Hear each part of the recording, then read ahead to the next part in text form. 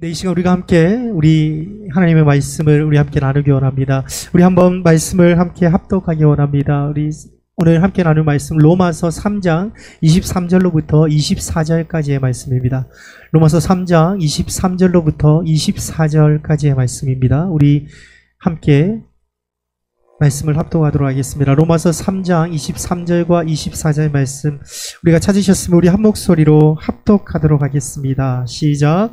모든 사람이 죄를 범하였음에 하나님의 영광에 이르지 못하더니 그리스도 예수 안에 있는 성령으로 말미암아 하나님의 은혜로 값없이 의롭다 하심을 얻은 자 되었느니라. 아멘. 네, 다시 한번 오늘 이 자리에 오신 여러분을 주님의 이름으로 환영하며 축복합니다. 여러분, 한 사람이 있었어요. 이 사람이요, 이제 면허를 좀 따야 되겠다. 내가 이제 운전을 좀 해야 되겠다 생각을 해서요. 이제 면허 시험을 치기 위해서 준비를 했다고 합니다. 면허 시험을 치기 위해서 문제지를 가지고 와서 열심히 문제지를 푼 거예요. 열심히 문제지를 풀고 이제 면허 시험 당일 날이 된 겁니다. 그래서 면허 시험장에 딱 갔어요. 그 시험을 풀려고 시험 문제지를 딱 봤는데 하나도 모르겠다라는 거예요. 아무것도 모르겠다라는 거예요. 그게 결국 빵점을 맞아서 면허시험에서 떨어졌대요. 왜 그런지 아십니까? 그 사람이 면허시험을 쳐야 되는데 수학 문제지를 가지고 와서 풀었던 거예요. 여러분, 면허시험을 따려고 가면 뭐가 필요합니까? 여러분, 운전 면허 공부를 해야 되죠. 여러분, 면허시험을 쳐야 되는데, 저기서 수학책을 가지고 와서 열심히 푼다고 해서 면허시험을 통과할 수 있을까요? 여러분, 그렇지 않을 겁니다. 면허시험을 따려면요, 면허 공부를 해야 되죠. 여러분, 자가 되고 싶었어요. 내가 변호사가 되고 싶으면 뭘 공부해야 됩니까? 법을 공부해야 되죠.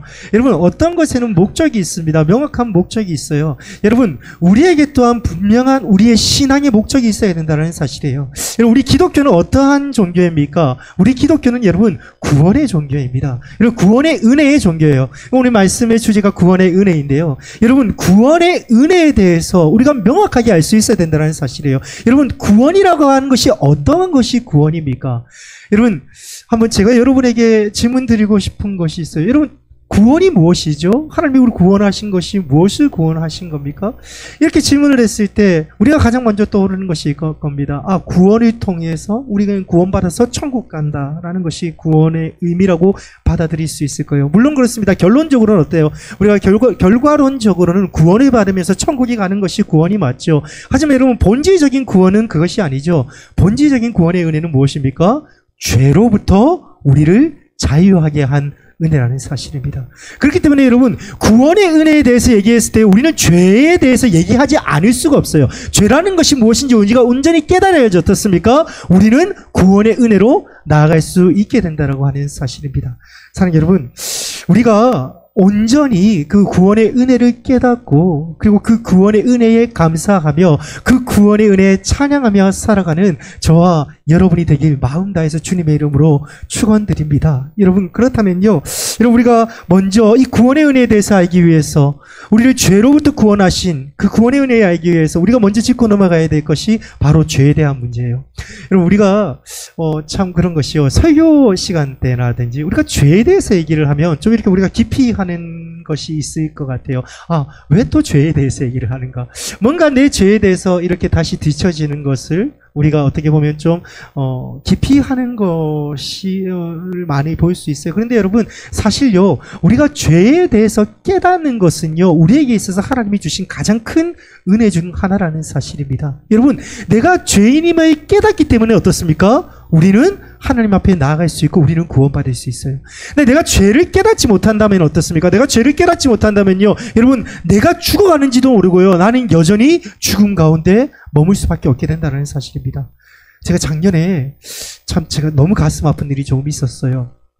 제가 예전에 유학하던 시절에 저랑 같이 룸메이트 하던 친한 형님이 계셨는데 그 형님의 와이프죠. 그러니까 제가 이제 형수님이라고 부르던 그 형수님께서 갑작스럽게 제가 비보를 들었어요. 갑작스럽게 돌아가셨다고 얘기를 했어요. 근데 이제 그 형수님 같은 경우 저도 굉장히 친했던 것이 워낙에 가까운 사이였고, 이제 형수님께서 한 번씩 이렇게 유학을 이렇게 이탈리아로 잠시 오셨을 때 같이 우리 집에서 머물기도 하시고 하셔가지고 굉장히 친한 사이였거든요. 근데 갑자기 돌아가셨대요. 왜 돌아가셨는지 들어보니까 이제 췌장암이 오신 거예요. 그래가지고 이제 순식간에 돌아가신 겁니다. 순식간에 정말 병이 왔는데 거의 한 달 만에 돌아가셨더라고요. 그래서 정말 상상도 하지 못하고 있다가 제가 그 비보를 듣게 되는데, 제가 오늘 말씀을 이렇게 준비를 하면서 그때가 좀 떠오르더라고요. 만약에 형수님께서 그 병이 있는 걸 조금 일찍 알았다면 어떻게 됐을까? 병이 있는 것을 조금이라도 일찍 알았으면 치료받았을 수 있지 않았을까? 치료받았다면 낫고 지금 살아계시지 않았을까? 여러분, 우리가 어떻습니까? 여러분, 우리가 죄 가운데 살아가는데 성경은 여러분 분명히 선포합니다. 성경은 무엇이라고 선포합니까? 죄는 사망이라고 얘기를 하고 있어요. 여러분, 죄 가운데 거하는 건요, 여러분 곧 사망 가운데 거하는 것입니다. 여러분, 그 사망 안에 거하는 것이 구원받을 수 있는 유일한 길은 무엇입니까? 예수 그리스도의 십자가의 보혈의 능력밖에 없어요. 여러분, 예수 그리스도의 보혈의 피만이 어떻습니까? 여러분, 우리를 사망의 권세에서 이기게 하신다는 사실입니다. 여러분, 죄에서 자유를 얻게 함은 보혈의 능력, 주의 보혈, 시험을 이기고 승리 주니 참 놀라운 능력이로다. 주의 보혈 능력이 또다. 주의 피 믿으오. 주의 보혈 그 어린 양의 매우 귀중한 피로다. 아멘. 여러분, 우리가 함께 고백했었죠. 예배 가운데 우리 예배 시작할 때 고백했었죠. 여러분, 우리의 죄를 이기는 힘이 어디에 나옵니까? 여러분, 오직 예수 그리스도의 보혈의 피밖에 없다는 사실이에요. 여러분, 내 죄를, 여러분, 내가 죄 가운데서 사망한 우리를 살리시는 영생을 주는 길이 어디 있습니까? 오직 예수 그리스도의 보혈의 피밖에 없다는 사실입니다. 여러분, 그렇기 때문에 어떻습니까? 여러분, 내가 죄인임을 깨닫고 어떻습니까? 예수 그리스도 앞에 나아감을 통해서 우리는 온전하게 죄사함을 얻고 영생으로 나아갈 수 있다는 사실입니다.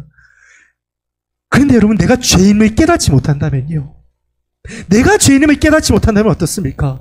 여러분, 내가 죄 가운데 죽어가는지도 모르고 우리는 죽을 수밖에 없게 된다는 사실이에요. 그렇기 때문에 어떻습니까? 내가 죄인임을 깨닫는 것이요, 하나님께서 가주신 어떻게 보면 가장 큰 은혜라는 사실입니다. 사랑하는 여러분, 여러분이 만약에 죄인임을 깨닫지 않습니까?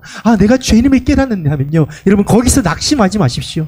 여러분, 우리가 죄인임을 깨달았을 때 우리가 낙심할 때가 있을 것 같거든요. 여러분, 절대 낙심하지 마십시오. 내가 죄인임을 깨닫는다면요, 여러분, 그것은 하나님께로 나아갈 수 있는 하나님의 구원의 은혜의 시작임을 여러분, 그것을 믿으시고요, 그 가운데 하나님께 감사하시기 바랍니다. 제가 저번 주에요, 한 자매님에게 신앙 상담을 했는데 그분이 저한테 이렇게 얘기를 해요. 한 번씩 참 일이 있어서, 바쁜 일이 있어서 예배를 빠질 때가 있는데, 한 번씩 예배를 빠질 때마다 그렇게 마음에 무거운 죄가 심어진대요. 내가 그 죄 때문에 참 너무 내가 무겁다, 나 참 제가 마음이 무거운데 어떻게 하면 좋겠습니까? 이분이 이렇게 얘기하는데 제가 그분께 그렇게 얘기를 드렸습니다. 자매님께, 자매님, 그 죄를 깨닫게 하시는 것이 하나님의 은혜라는 것이요, 그걸 깨달았기 때문에 어떻습니까? 하나님께 나아갈 수 있는 거예요. 근데 그 죄를 깨닫지 못한다면 어때요? 그 죄를 깨닫지도 못한다면요, 그 죄 가운데서 내가 죄인임을 깨닫지 못하고 그저 사망 가운데 거하게 된다는 겁니다. 하지만 하나님이 그것을 죄로 깨닫게 하시기 때문에 하나님께서 하나님 앞에 나올 수 있는 하나님이 기회를 주셨다라고 하는 사실이에요. 그렇기 때문에 하나님의 은혜라는 얘기를 제가 한 적이 있습니다. 사랑하는 여러분, 여러분 만약에요, 여러분의 삶 속에서, 여러분 지금 여러분의 마음 속에 내가 죄인임을 깨닫는다면요, 하나님이 나를 죄인임을 깨닫게 하셨다면 여러분, 그것이 하나님의 은혜임을 깨닫고요, 여러분 그 죄를 가지고 하나님 앞으로 나아가십시오. 그 죄를 이길 힘은 오직 그리스도의 보혈의 능력뿐입니다. 여러분, 그렇다면요, 우리에게 있어서 그 죄의 근원이라는 것을 우리가 한번 살펴봐야 돼요. 여러분, 죄라고 하는 것은 무엇입니까? 우리가 죄라고 하면 우리는 보통 어떤 것을 죄로 생각합니까? 어떤 것이 가장 큰 죄일까요? 제가 예전에 한번 주일 학생들하고 이런 얘기를 나눈 적이 있어요. 가장 큰 죄는 어떤 죄일까? 얘기를 했을 때 학생들이 이렇게 얘기를 합니다. 큰 죄가 어떤 것일까? 도둑질하는 게 큰 죄예요. 얘기하는 친구가 있고요. 어떤 친구는 정말 무섭게요, 다른 사람을 상하게 하는 게 죄예요. 이렇게 얘기하는 친구도 있어요. 어떤 친구는 내가 다른 사람의 것을 탐하려고 하는 그 마음 자체도 큰 죄예요. 이렇게 얘기하는 사람이 있고요. 제가 되게 기특하더라고요. 그런데 제가 그 친구한테 이렇게 얘기를 했어요. 죄 중에서 가장 큰 죄는 사실은 교만한 죄가 가장 큰 죄야 이렇게 얘기해요. 그러니까 애들이요 처음에 이렇게 이해를 못해요. 왜 교만한 게 죄지? 여러분에게 한번 질문 드려볼게요. 여러분 교만한 게 여러분 죄라고 하는 것이 좀 이해가 되십니까? 우리가 죄라고 하면 어떤 생각이 듭니까? 내가 교만한 것보다 사람을 죽이는 게 더 큰 죄인 것 같죠, 그죠? 내가 교만한 마음을 가지는 것보다 어떻습니까? 내가 다른 사람의 물건을 훔치는 것이 더 큰 죄인 것 같아요. 내가 탐욕의 마음을 가지는 것보다 내가 삶을 살아가면서 어떠한 큰 무서운 죄를 짓는 것만이 죄라고 생각을 합니다. 하지만 여러분 하나님께서는요 여러분 우리에게 있어서 가장 큰 죄의 본질이 탐욕이라고 얘기를 해요. 교만이라고 얘기합니다. 여러분 왜 그렇습니까? 우리가 죄인이 되었던 것이요 그 교만에서부터 그 탐욕으로부터 시작됐기 때문이라는 사실이에요. 여러분 우리가 아담과 하와가 처음 죄인이 되었을 때 여러분 사단이 그 아담과 하와에게 무엇이라고 얘기하면서 접근을 합니까? 여러분 창세기를 통하여서요 그들이 이렇게 얘기를 해요. 너희가 그 선악과에 대해서 얘기를 하면서 너희가 그것을 먹는 날에 너희 눈이 밝아져서 어떻습니까? 너희가 하나님과 같이 되어 선악을 알게 됐죠.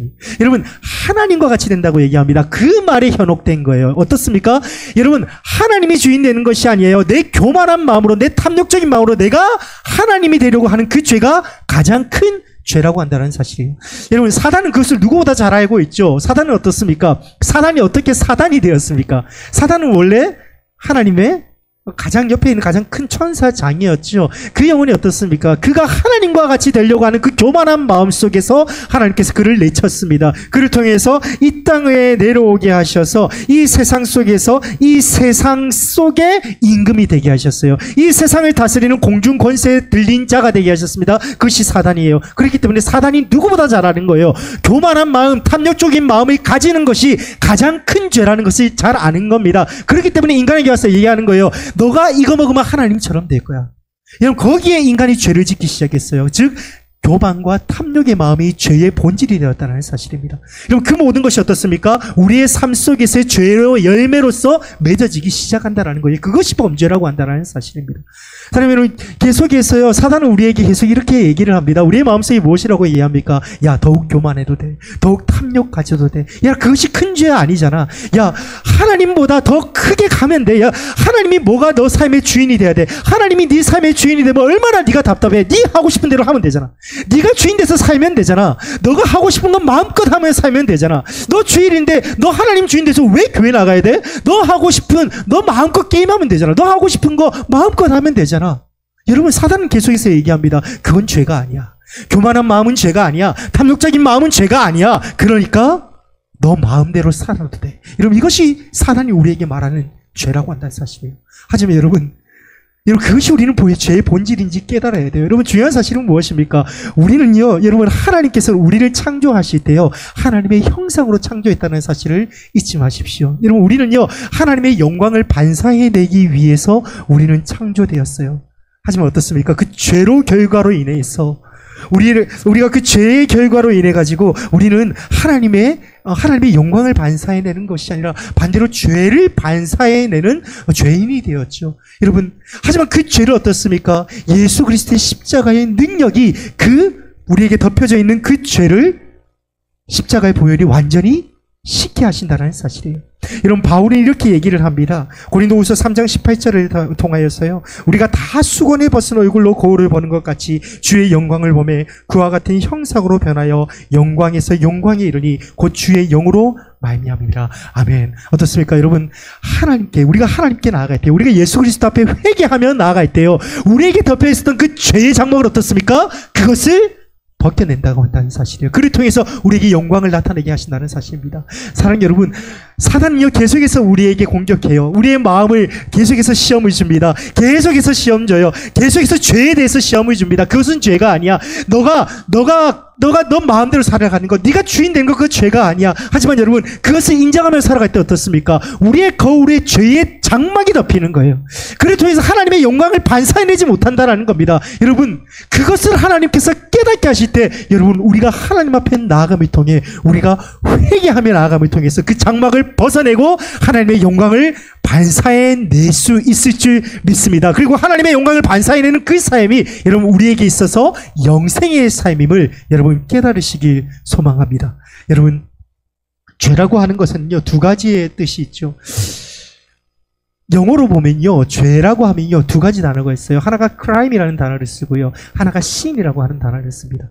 이 crime이라고 하는 단어는 무엇이냐면요, 말 그대로 어떠한 범죄적인 것을 crime이라는 단어를 써요. 우리는 죄라고 생각할 때 이본적으로 보통 이 crime이라고 생각을 합니다. 무엇입니까? 내가 범죄하는 그 행위, 그 열매를 죄라고 생각해요. 그래서 우리는 이렇게 얘기를 하잖아요. 내가 무슨 죄를 지었어? 내가 왜 죄인이야? 난 죄인 아니야. 내가 범죄한 것이 무엇이 있어? 난 누구보다도 법 없이도 사랑하는 사람인데 왜 나에게 계속 죄인이라고 그래? 하지만 여러분, 성경이 말하는 죄는 그 크라임이 아니에요. 다른 뜻의 죄입니다. 뭐냐면 바로 sin이라고 하는 죄예요. 여러분, sin이라고 하는 것은요, 말 그대로 율법적인 죄를 얘기합니다. 여러분, 율법적인 죄가 뭡니까? 하나님이 우리에게 말씀하시는 근본적인 죄가 무엇입니까? 네가 주인 되는 거예요. 여러분, 하나님이 주인 되는 것이 아니라요, 너 삶의 주인이 하나님이 아닌 것으로 교체하는 것이 죄입니다. 여러분, 우상을 섬기는 것이 죄예요. 하나님이 내 삶의 주인 되는 것이 아니라요, 하나님이 내 삶의 왕이 되시는 것이 아니라요, 하나님의 대체한 어떤 것이 내 삶의 주인 된다면 어떻습니까? 그것을 하나님께서는 죄라고 얘기한다는 사실입니다. 여러분, 그 죄를 이길 힘은요, 오직 하나밖에 없습니다. 예수 그리스도 앞에 나아가는 수밖에 없어요. 그렇기 때문에 여러분, 제가 여러분에게 이 시간 마음 다해서 여러분의 마음속에 이 시간 성령님께서 함께 하셔서 우리의 마음속에 내가 죄인임을 깨닫게 하시기 제가 마음 다해서 소망합니다. 여러분, 그 죄를 깨닫는다면요, 여러분 지체하지 말고요, 하나님 앞으로 나아가십시오. 여러분, 우리는 어떻습니까? 내가 내 죄를 모두 이해한다라는 것은요, 사실은 굉장히 교만한 겁니다. 내가 지은 죄를 여러분 다 기억할 수 있습니까? 여러분, 하루 동안 지은 죄를 여러분 다 기억할 수 있나요? 제가요, 예전에 우리 사모랑 한번 이렇게 부부싸움을 한 적이 있어요. 제가 참 설교 시간에 부부싸움 얘기를 하면 집에 가서 항상 이렇게 뭐라 함을 받는데, 그래도 제 간증이니까 여러분 좀 들어주세요. 제가 저희 사모랑 부부싸움을 했는데요, 처음에 부부싸움 별거 아니었어요. 여러분, 부부싸움이란 게 시작은 정말 별게 아니잖아요. 그때도 정말 별게 아니었던 걸로 기억을, 제가 옷을 이렇게 집어 던져놨는데 또 얘기를 하는 거예요. 왜 옷을 또 이렇게 집어 던지냐? 저는 뭐라고 얘기를 하겠습니까? 예전에 그러더라고요. 누군가가 이 솔루션을 이렇게 얘기를 하더라고요.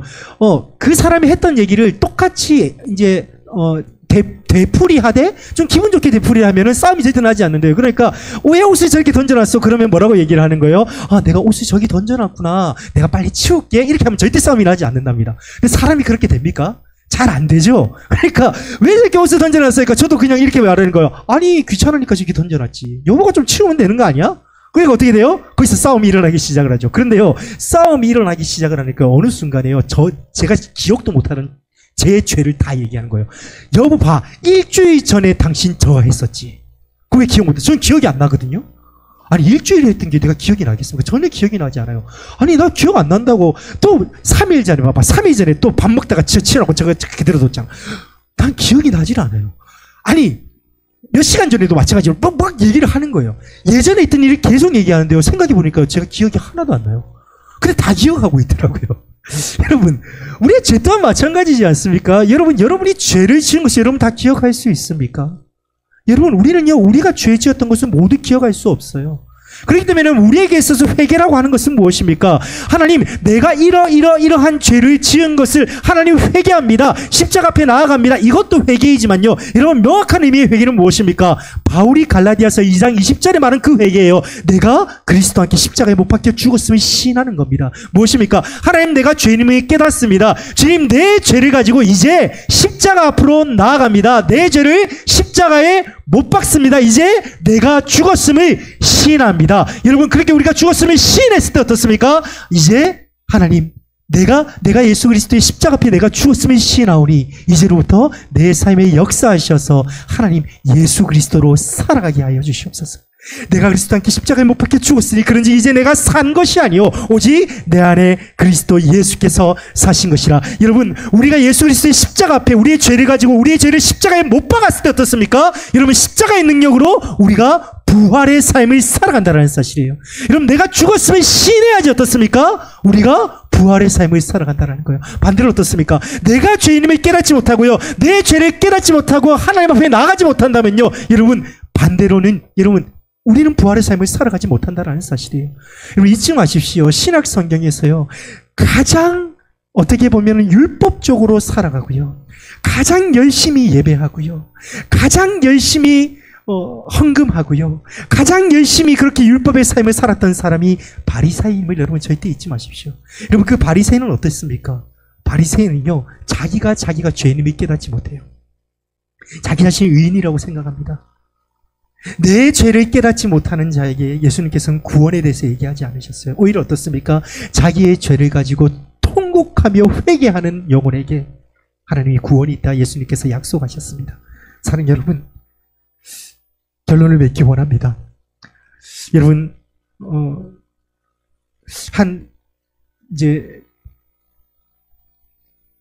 불교의 한 굉장히 유명한 스님께서요, 돌아가시기 전에 이런 얘기를 했다고 합니다. 제가 예전에 한번 수요 예배 때도 한번 말씀드린 적이 있는 것 같은데, 일생 동안 남녀의 무리를 속여서 하늘 넘치는 죄업을 수미산을 지나친다. 산채로 무간지옥에 떨어져 그 한이 망갈래나 되는데 둥근 한 수레바퀴 불금을 내뿜으며 푸른 산에 걸렸도다. 여러분, 이 말을요 해석하자면 이런 거예요. 내가 일생 동안 다른 사람 무리 안에서 내 죄, 그러니까 내가 잘못된 것을 가르침을 통해서 내 죄업이 수미산의 망갈래가 된다고. 이 수미산이 뭐냐면요, 불교에 나오는 산인데 112만 킬로 정도가 되는 산이랍니다. 여러분, 에베레스트 산이 8,000킬로잖아요. 112만 킬로면 말이 되지 않는 산이죠. 그러니까 말 그대로 쉽게 말하면 이거예요. 내 죄를 깨달았다라는 거예요. 이 스님이요, 죽기 전에 내 죄를 깨달았어요. 근데 내 죄를 깨달았는데 이 죄를 어떻게 해결할 방법이 없다라는 것을 고백한 거예요. 내가 이제 어떻게 하겠는가? 그러면서 하는 얘기가 내가 이제 지옥으로 떨어지겠구나라고 고백한 얘기예요. 여러분, 우리가 잘 알고 있는 마틴 루터 종교개혁자가 있죠. 이분 또한 자기의 죄를 깨달았을 때요, 그 죄를 깨달았을 때 이 죄를 처음에 이 죄를 이기기 위해서, 이 죄를 속죄받기 위해서 굉장히 높은 그런 성당이죠. 성당의 그 계단을요 계속해서 무릎으로 기어가면서요 피가 터지면서 자기의 죄를 회개했다고 합니다. 그런데 그 죄가 그게 안 되는 거예요. 해결되지 않은 거예요. 그 해결되지 않는 것 속에서요 어떻게 하면 내 죄가 해결받을 수 있을까? 그때 그가 말씀을 한 장이 있는데 그것이 로마서 8장 1절과 2절입니다. 그러므로 이제 그리스도 예수 안에 있는 자에게 결코 정죄함이 없나니 이는 그리스도 예수 안에 있는 생명의 성령의 법이 죄와 사망의 법에서 너를 해방하였습니다. 아멘. 여러분, 이 말씀 속에서 내 죄를 회개할 분은 오직 예수 그리스도의 구원의 은혜이구나. 여러분, 그것을 그 은혜를 통해서 깨달았을 때 여러분 종교 개혁이 일어났다라는 거예요. 여러분, 우리를 통해서 우리가 오늘 밤 우리가 함께 우리가 본문 말씀을 통해서 우리가 고백했던 것처럼요. 여러분, 모든 사람이 죄를 범하였어요. 그 죄에서 자유할 수 있는 영혼은 단 한 사람도 없습니다. 하지만 여러분, 그 죄로 통해서 우리가 구원받을 수 있는 유일한 길은요, 우리의 죄를 속량받을 수 있는 유일한 길은 하나님의 아들 예수 그리스도 그 십자가 앞에 나아가는 수밖에 없음을 여러분 이 시간 깨닫고 여러분 예수 그리스도의 십자가 앞에 나가십시오. 그리고 여러분의 죄를 여러분 예수 그리스도의 십자가 앞에 고백하며 회개하십시오. 여러분, 우리가 예수 그리스도 앞에 우리가 나아갈 때 예수님께서 우리와 함께 하심을 통하여서 우리 죄를 용서하시고 여러분 우리의 사망의 길에서 우리의 삶을 부활의 승리의 삶으로 인도하실 줄 믿습니다. 여러분, 이 시간 우리가 함께 말씀을 다시 한번 마음에 새기면서 우리가 찬양하며 한번 결단해보기 원합니다. 여러분, 이 시간 우리가 하나님 앞에 나아갑시다. 우리가 우리의 모든 죄를 예수 그리스도의 십자가 앞에 우리가 가지고 우리가 앞으로 나아가기 원합니다.